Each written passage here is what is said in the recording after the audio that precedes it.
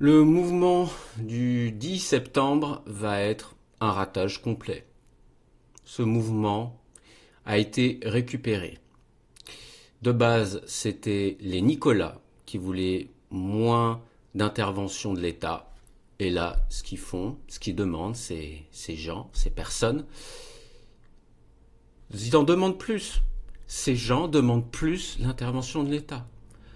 Donc, on va voir précisément ce qu'ils veulent. Donc, voici diverses en fait demandes de ce mouvement. Et donc de base ce mouvement, c'est un gloubi-boulga. Ça a été récupéré par des mouvements, des associations, des syndicats, et ça n'a pas été repris par des modérés tels que la CFDT, non, c'est CGT, etc. Donc, comme d'habitude, ces gens ne comprennent rien, ne comprennent pas la menace. Ces gens-là veulent être contre les riches, les ultra-riches, mais non. Ils ne se rendent pas compte que l'État qui les biberonne jusqu'à qu'ils soient, rassasiés, c'est l'État même qui les submerge d'impôts, qui les submerge de taxes. C'est comme une mère trop protectrice. Et nous sommes arrivés à une sorte d'interrègne où, disons que les États deviennent, par réaction à la liberté créée entre autres par Internet, deviennent de plus en plus, je dirais pas totalitaires, mais disons plus interventionnistes, même dans la vie des gens. Et la visée principale, c'est pour nous d'être le plus autonome possible, d'avoir, notre propre, libre arbitre. Et ces gens-là n'ont rien compris. Donc je vais parler de de chacun de ces propositions. J'avais fait un texte et on va dire en quoi c'est pourri. Et même, je suis obligé aussi de voir d'autres personnes qui parlent en mal du mouvement. Parce que oui, il y a des contre-pouvoirs, entre guillemets. Parce qu'il y a des gens qui réagissent. Il y a des gens qui se rendent compte beaucoup se sont rendus compte que ça a été repris par Mélenchon. Là, il y a, je suis sur LinkedIn, donc le meneur des gueux a donné au FIGMAG son contre-manifeste du 10 septembre. Le 10 septembre veut bloquer la France. Nous voulons la remettre en mouvement. Elle est déjà ossifiée par la dette, calcifiée par la paperasse, momifiée par l'impuissance publique. La bloquer plus, c'est l'absurde érigé en stratégie. Il a tout à fait raison. Cette stratégie de manifester, de tout bloquer, je pense qu'elle devient ringarde. Depuis le 19e siècle, c'est comme ça, c'est la rue. Mais la rue, ces gens-là qui représentent la rue, ces gens-là ne représentent plus la France. C'est une caste, en fait, qui manifeste contre les gens qui leur ressemblent, ou peut-être un peu moins. C'est de la connivence. Au bout d'un moment, il faut arrêter, il faut passer à autre chose, il faut être plus innovant. Parce que, comme je vous l'ai dit, on est dans un interrègne. Et je pense que l'indépendance, l'autonomie seront des vertus érigées comme des valeurs primordiales dans notre société. Donc, là, voici différents points.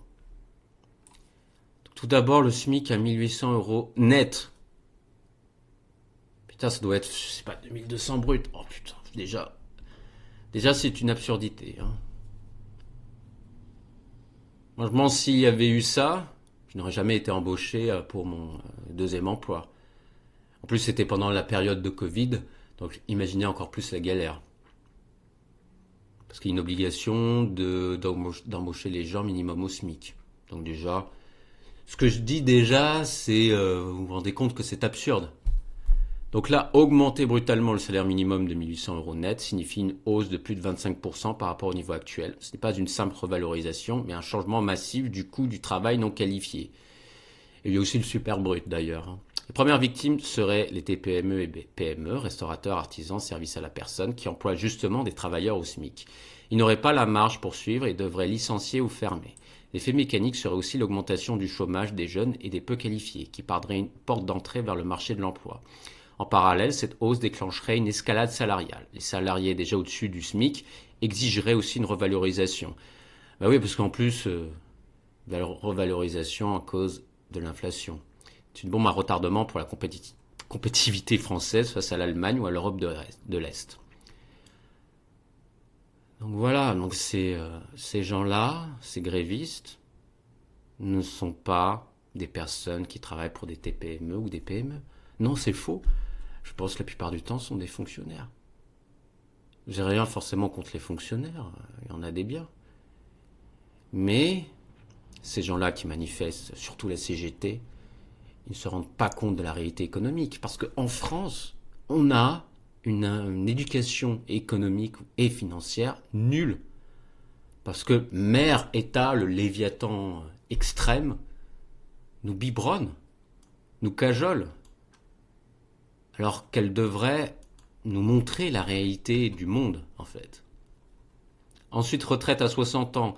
Revenir à la retraite de 60 ans ignore totalement la réalité économique.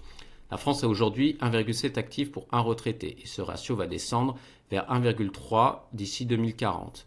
Or, les retraités représentent déjà la plus grosse dépense publique, 14% du PIB. Baisser l'âge de départ à 60 ans, c'est augmenter mécaniquement la durée de retraite à 25 ans en moyenne, alors que les cotisations reposeraient sur moins d'actifs. Bah oui, mais c'est le système de retraite par répartition. J'en ai déjà parlé lors des précédentes vidéos, et même cette vidéo-là, elle fait quoi? Une ancienne vidéo que j'ai pu faire au mois de juin ou juillet. Voilà, c'est toujours la même chose, ces gens-là, je pense, disent que la bourse et le casino, vous êtes ringards, vous êtes des personnes ringardes. Qu'est-ce que c'est que ça? C'est le meilleur moyen de s'émanciper, la retraite par capitalisation. Ben non, parce que pour vous, le capital, c'est nul, parce que il y a un relent marxiste, alors que Marx ne s'est pas rendu compte que le salarié, c'est échanger du temps qu'il a pour du travail pour l'entrepreneur. Et l'entrepreneur investit de l'argent, investit des moyens de production. Ensuite, 6e semaine de congés payés. La France est déjà l'un des pays avec le plus de jours de congés. Ce coût est absorbable pour les grands groupes, mais dévastateur pour les petites entreprises. Oui, parce que là, c'est, ajouter une 6e semaine généralisée représente un choc de plus de 2% sur la masse salariale. Et le problème, c'est qu'en France, on n'est pas trop productif. Je pense que euh, on travaille peut-être un peu plus que les autres, mais on n'est pas productif. Et ouais, je me souviens bien des grosses pauses dans certaines boîtes. Je me souviens, lors de mon dernier stage chez Endemol, des meufs de 30 ans qui disent ah, mais on va fumer. Et ça faisait 3 fois qu'ils faisaient des pauses. Donc au bout d'un moment, voilà, qu'on travaille plus efficacement. Ensuite, 100% de sécurité sociale. Waouh! Waouh! Comme dirait Owen Wilson, waouh! Waouh! Donc promettre une prise en charge à 100% par la Sécu sans reste à charge ni mutuelle semble séduisant, mais c'est économiquement intenable. Aujourd'hui, la France dépense déjà 12% du PIB. Déjà, ces gens-là devraient avoir une vue macroéconomique. Ce serait bien. Donc, 12% du PIB en santé, un des taux les plus élevés au monde. Passer à 100% de remboursement généralisé encouragerait la surconsommation médicale. Mais oui, si tout est gratuit, visite inutile, abus de médicaments, consultation de confort. Et je pense que ça augmenterait le désert médical qu'il peut y avoir dans plein de régions. Oui, parce que les médecins, ils ont des métiers libéraux. Euh, il faudrait que le métier soit beaucoup plus compétitif pour que les gens puissent s'installer dans des déserts. Mais bon, ces gens-là n'ont aucune perspective, sont vraiment du court-termiste. C'est gaucho, Ensuite, l'encadrement des loyers. L'encadrement des loyers est une idée ancienne qui échoue partout où elle est appliquée. À court terme, il donne un coup de pouce à certains locataires, mais à long terme, il décourage les propriétaires d'investir dans l'entretien et la rénovation. Ben oui, mais c'est toujours les gens... Enfin, le système français favorise les locataires et les salariés. Mais, et les entrepreneurs et les propriétaires, enfin même les rentiers. Mais c'est eux, en fait, qui font tourner la machine. Je comprends pas, en fait. Mais à long terme, il décourage donc les propriétaires d'investir dans l'entretien et les rénovations, car leurs loyers ne compensent plus l'inflation ni les coûts. Pire, il réduit l'offre locative. De nombreux propriétaires retirent leurs biens du marché ou la basculent en location touristique ou meublée pour contourner les règles. Résultat, file d'attente interminable pour louer un studio dans Paris, favoritisme, on choisit les locataires les plus solvables, marché noir. Ben oui, on ne peut pas casser les prix. Voilà. Ensuite, encadrement des prix de l'énergie. Déjà, l'énergie est un facteur régulé, hyper régulé en France. Donc l'encadrement permanent des prix aurait deux conséquences directes. D'un côté, il décourage les investissements dans les nouvelles capacités, centrales, renouvelables, l'innovation en fait. Et de l'autre, il empêche le signal prix de jouer son rôle. Quand l'énergie est rare, son prix doit inciter à économiser et à investir dans les alternatives. Si on fige le prix, on a le pire du monde, surconsommation, sous-investissement et au total des pénuries, des coupures. Voilà. Donc encadrement donc des prix de l'alimentation, c'est une revendication qui sonne bien, mais elle est en réalité contre-productive. Bloquer les prix alimentaires entraîne systématiquement des pénuries. Si on impose à un producteur de vendre son lait à un prix plafonné inférieur à ses coûts, il réduit sa production ou il se contourne vers d'autres marchés plus rémunérateurs. À terme, ce sont les consommateurs qui souffrent, rayons vides, rationnement, explosion du marché noir. On a des exemples récents au Venezuela, mais aussi en France dans les années 40 avec le marché noir alimentaire.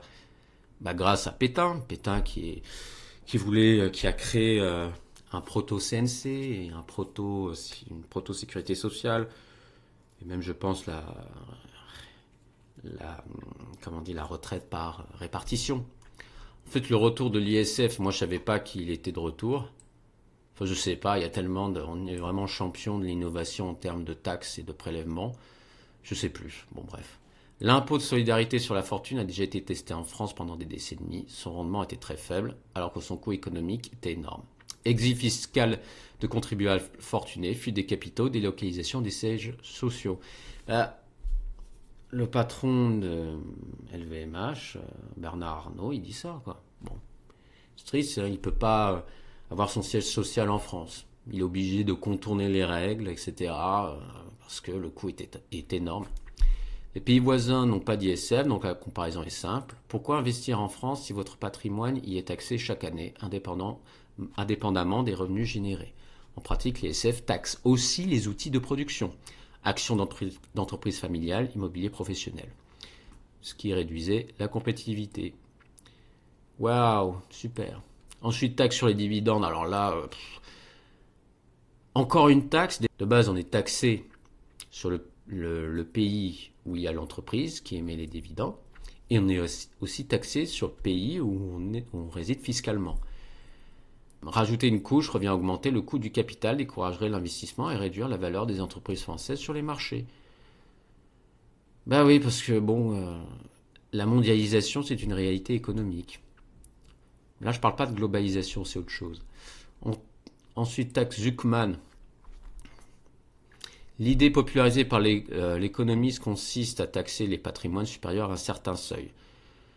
Donc comment, malgré tout, c'est impossible à mettre en place? Comment évaluer un patrimoine mondial? Actions non cotées, œuvres d'art, trust, même une holding, etc. Je dirais des sociétés écrans. Comment éviter que les capitaux se déplacent vers des juridictions non coopératives? Voilà, et surtout, j'aimerais rajouter, mais c'est quoi les riches en fait, les ultra riches? Est-ce que c'est des héritiers ou c'est plutôt des gens, des investisseurs qui ont trouvé, qui ont innové une idée et qui de base viennent d'une famille modeste et je pense, les fait chier en fait. C'est, ça les fait chier que, comment dire, cette personne soit taxée alors que c'est grâce à sa volonté, c'est son réseau qu'il a créé, grâce à sa volonté qu'il a pu avoir une fortune. On ne peut pas être très riche en France, c'est une réalité. Bon, ensuite, révocation des élus. Bon, révoquer un élu en cours de mandat, bon, ça sent l'anarchie, ça sent... j'ai un petit arrière-goût de Révolution française, là, jusqu'à la terreur. De toute façon, j'ai jamais aimé cette période, la Révolution française. Sauf à partir du Directoire, c'est mieux, et le consulat. Mais franchement, l'anarchie, c'est le pire régime. Voilà. Ensuite, référendum d'initiative citoyenne. Bon, je vais passer rapidement par ça. Le problème, c'est que ça peut mener encore une fois à l'anarchie, hausse massive des dépenses, suppression d'impôts, contradictoire avec les engagements européens. En Suisse, bah là, peut-être qu'il faut s'inspirer de la Suisse, où il est très encadré, quorum élevé, contrôle de constitutionnalité, comptabilité avec les traités, etc. Et même, on va finir, avant de passer par la conclusion, à la méthode. Le slogan « On bloque tout » traduit une logique de rapport de force héritée des syndicats révolutionnaires du XXe siècle, et même du XIXe siècle. Concrètement, bloquer les dépôts pétroliers, les raffineries, les ports où Amazon ne fait pas payer l'État, ce sont les salariés, les PME et les consommateurs qui trinquent. Chaque blocage génère des pertes économiques colossales qu'on va, compenser avec la hausse des impôts. Et qui paye? C'est Nicolas, comme d'habitude. Donc par exemple, un jour de grève SNCF, environ 20 à 30 millions d'euros de pertes. Cela dégrade aussi l'image de la France à l'international. Investisseurs et entreprises y voient un pays ingouvernable, ce qui renchérit le risque France et pèse sur l'emploi à long terme. Les blocages pénalisent surtout ceux qui n'ont pas le choix, soignants, indépendants, petits patrons et les ménages modestes qui n'ont pas de marge pour supporter une rupture de service. Oui, parce que ce n'est pas une révolte populaire. Ça ne reflète pas les Français, en fait. Ça représente une petite caste, surtout des gens d'extrême gauche, même de la gauche radicale, un petit peu de la gauche normale, du 11e arrondissement de Paris. Et donc, la méthode, écoutez, il vaut mieux, je pense, essayer d'être un peu plus ciblé. Il faut manifester face à l'URSSAF, au centre des impôts. Il ne faut pas bloquer tout un pays, toute la production. Il faut laisser les gens travailler, mais il faut être plus stratégique. Et surtout, comme Gramsci, il faut faire de la bataille culturelle.